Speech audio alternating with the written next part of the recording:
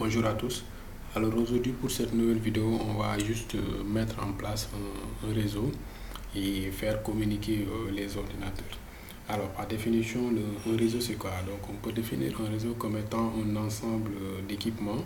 Donc ça peut être des ordinateurs et des imprimantes donc, qui sont interconnectés les uns des autres donc dans le but de s'envoyer des informations, des données, et ça dépend des types de données qui vont s'envoyer. Alors, pour ça, nous allons tout d'abord mettre en place donc, les éléments. L'élément que l'on va utiliser donc, pour l'interconnexion, c'est le switch. Donc, on va utiliser un switch de ce côté et un switch de l'autre côté. Donc, switch 2. Voilà. Comme ça. Alors, et ensuite, nous allons mettre nos ordinateurs. 5. Donc, on va mettre de chaque côté 3 ordinateurs. Juste pour un test, mettre en place un réseau et faire communiquer les différents ordinateurs. Voilà, donc on va relier ces ordinateurs. Alors, dans le cours de réseau, donc, nous avons appris que pour relier donc, deux équipements de nature différente, donc on utilise un câble droit. Donc alors là, on va utiliser un câble droit pour interconnecter le switch et les ordinateurs. Voilà. Et pour des équipements de même nature, on va utiliser un câble croisé. Voilà. Et voilà, ça c'est... Ok, c'est bon de ce côté, donc on va de l'autre. Toujours...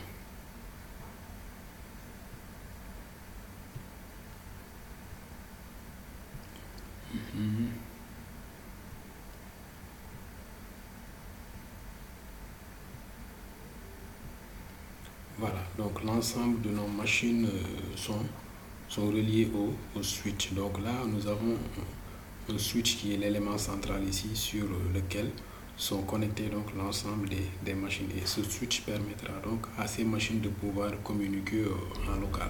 Donc ces machines vont pouvoir s'envoyer donc des informations, des données. Donc si les configurations nécessaires donc pour cela sont faites. Alors là, nous avons deux réseaux.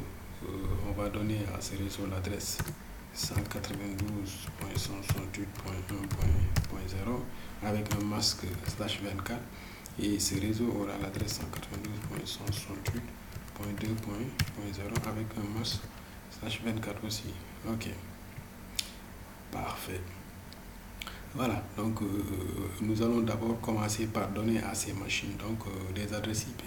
Donc comme nous sommes dans ce réseau, on va prendre donc alors là on va prendre le 2.2 pour cette machine. Alors pourquoi on n'a pas pris 2.1?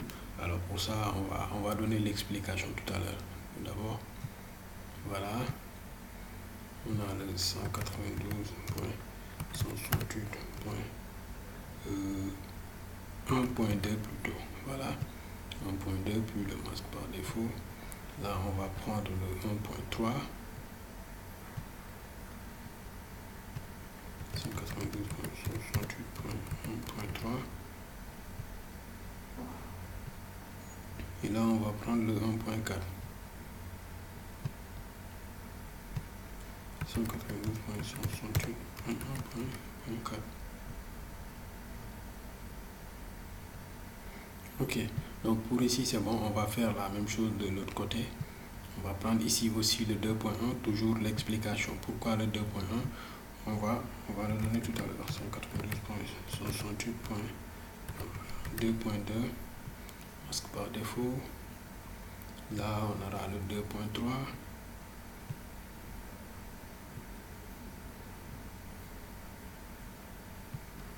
Le 12.168.2.3 masque par défaut. Et là on met le 2.4. 192.168.2.4. Ok, voilà, donc de part et d'autre, l'ensemble de nos ordinateurs ont chacun une adresse IP. Alors là, on va essayer de faire un test de ping entre cette machine et celle-là. Celle-là, c'est la machine qui a l'adresse 1.2. Et là, on a le 1.3. Donc, on va pinguer 1.2 vers 1.3. Donc, on met ping 192.168.1.3. Voilà, automatiquement, donc on voit que les deux machines parviennent à communiquer. Ce sera la même chose si on essaie de pinguer entre lui-là et lui. Donc on va tester ça de l'autre côté aussi. On aura ping 192.168.2.3. Alors là aussi, les pings fonctionnent. Donc ici, là, les machines qui sont là parviennent à communiquer entre elles. Et ici aussi, les machines qui sont là parviennent à communiquer entre elles. Donc là, déjà, on a un petit réseau local. Et là aussi, on a un réseau local dans lequel les machines parviennent à communiquer. Ce qu'on va faire maintenant, c'est essayer de mettre un dispositif ici qui permettra à ces machines qui sont ici de pouvoir communiquer avec ceux qui sont là. Alors pour ça, donc voilà, donc désolé pour l'interruption. Il y avait une petite urgence à régler. Alors là, je disais que pour faire communiquer ces deux réseaux, donc on va mettre en place ici un dispositif qui va permettre donc d'interconnecter ces deux réseaux. Alors, l'élément qui nous permettra de mettre en place ça, c'est un routeur. Donc on va mettre ici un routeur qui va se charger en fait d'interconnecter les deux réseaux. C'est-à-dire que les machines qui sont ici vont envoyer des messages ou des informations aux machines qui sont là, donc grâce à ce routeur là.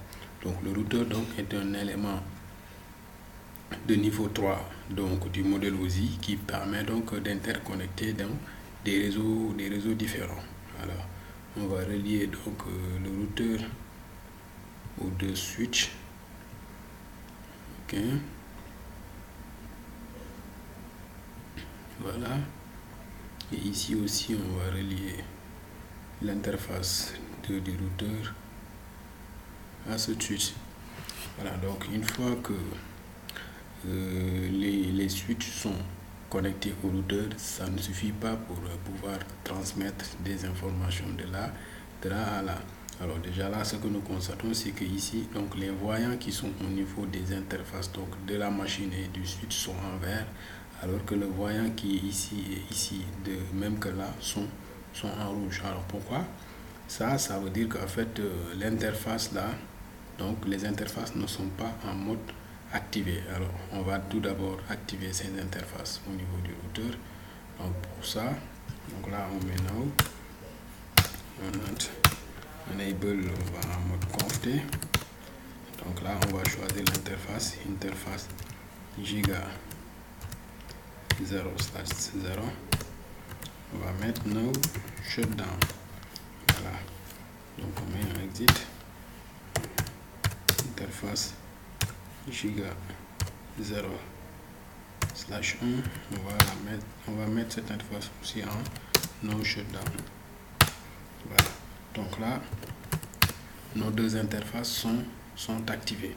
Donc là automatiquement on voit que la couleur ici a changé. Ici aussi, au lieu de rouge, on est en train d'avoir donc du rose. Et finalement, ce voyant aussi va devenir vert.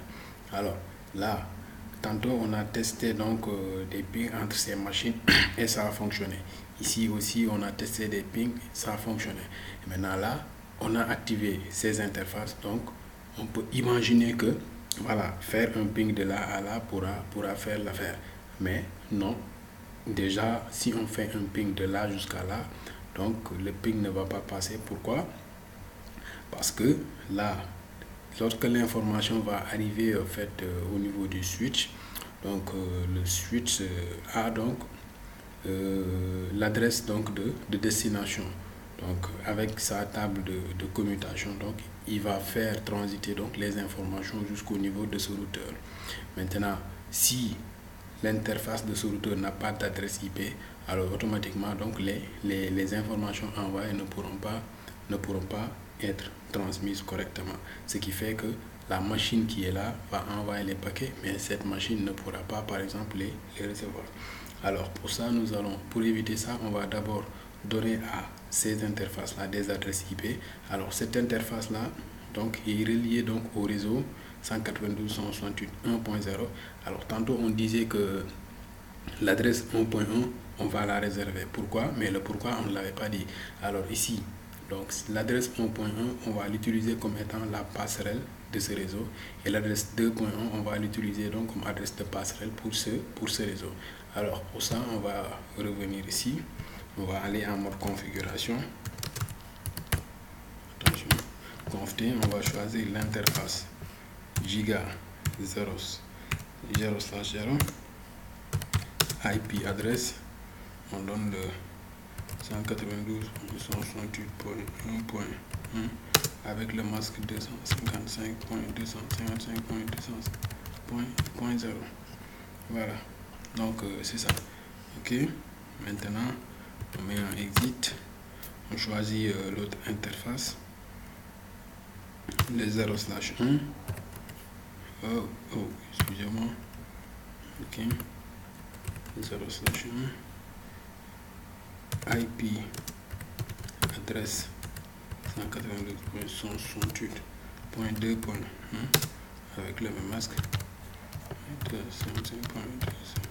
255.200.0. voilà, c'est bon, on met un exit, on enregistre notre configuration. Voilà, donc là on a donné donc des adresses IP à chacune de ces interfaces. Mais est-ce que donner aussi des adresses IP à chacune de ces interfaces là suffit pour que la machine là puisse contacter cette machine? Alors on va tester pour voir. Donc la machine là c'est 192.168.1.2 et lui c'est le 2.2. alors on va tester une requête ping pour voir. Voilà, on va pinguer le 192.168, on va pinguer le 2.2. voilà, 2.2 pour voir.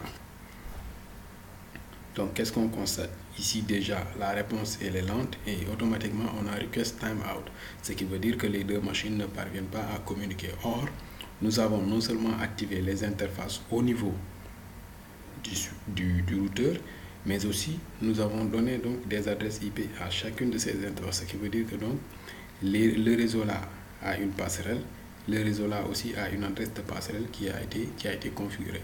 Maintenant, pourquoi les machines ne parviennent pas à communiquer? Alors ici, lors de la configuration des machines, donc il y avait un paramètre qu'on n'avait pas informé. Alors ce paramètre c'est quoi? Ici, si on revient, on a donné l'adresse IP de la machine, on a donné la passerelle. Maintenant ici, en fait le masque. Maintenant ici, default gateway, ça c'est la passerelle par défaut. Alors regardez l'adresse qui est ici. Donc là on a le 0.0.0.0. alors que là au niveau de ce réseau, donc la passerelle que va utiliser ces machines pour pouvoir envoyer donc des informations vers ce réseau là, donc la passerelle là, donc c'est l'adresse IP de cette interface. Or cette interface a l'adresse 192.168.1.1. donc on va informer ça au niveau de la machine. Donc ici on va effacer ça et mettre du 192.168.1.1. voilà, donc ici aussi, donc toutes les machines qui sont dans ce réseau donc auront la même passerelle. Donc 192.168.1.1. ici aussi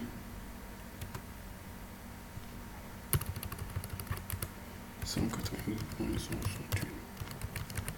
voilà, donc et là de l'autre côté nous aurons le 2.1.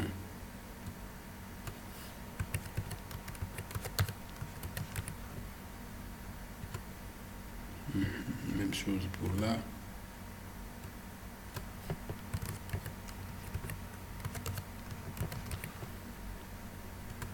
Et idem pour là aussi.